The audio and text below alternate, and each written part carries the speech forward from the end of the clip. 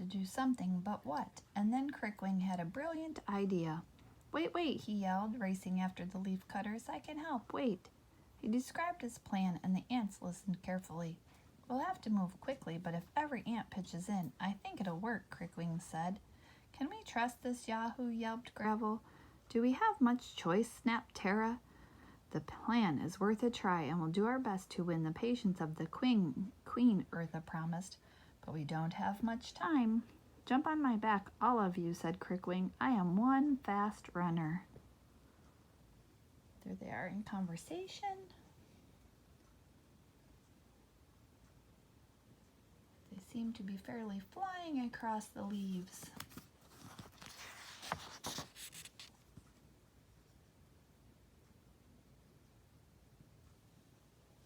In a far corner of the forest in the army ant camp, the lieutenant paced angrily. Those leaf-eating fools are late, she snarled. If we don't have our peace offering by tomorrow at dawn, we march in and take what's rightfully ours. As the hours passed, the army ants grew more agitated.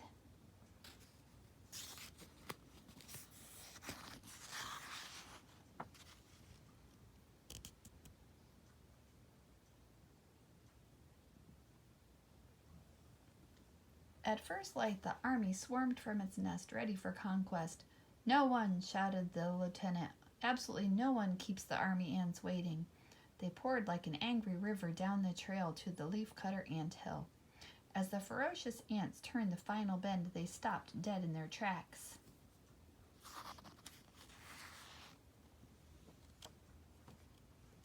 Oh my goodness, look at that anteater.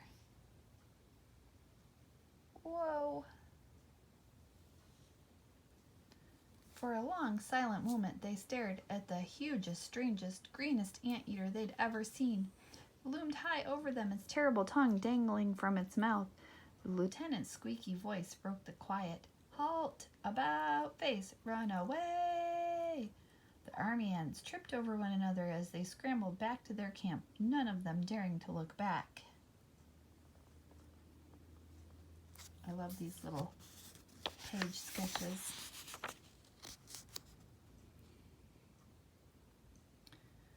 Crickwing and the leaf-cutting ants peered from atop the leafy anteater's head, watching the warriors fade into the forest. They all held their breath until the entire terrified horde had vanished. Then the queen approached. I don't think we'll be seeing them ever again, thanks to you and your enormous sculpture, Crickwing, she said. Or should we call you Straightwing now? We need someone to help us keep this anteater in order, so I hope you will decide to join our colony. And I hear you're an incredible chef. Oh, I just like to play with my food, Crickwing replied. And please call me Crickwing, Your Highness. I would very much like to stay. The first thing I want to do is prepare a great celebration feast for everybody. There they are atop the anteater, watching as the army ants flee.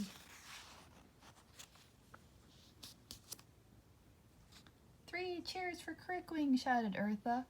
All the ants joined the cheer, then rushed into the forest. They gathered the brightest flower petals they could find and cut them into sparkling bits. All night, as at the banquet, everyone threw flower confetti, danced the six-step, and sang until sunlight came creeping through the trees. The queen peeked at the dawn and blinked drowsily. I declare a holiday, she yawned. Hear, hear, said Crickwing, and for the first time in colony history, the leaf cutters took a day off. That's a great idea for confetti.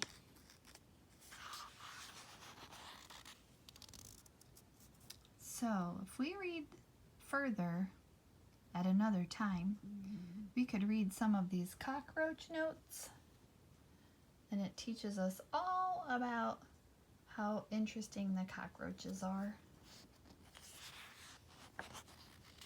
And then we can read some of these ant notes that tell us lots more about ants and how they behave.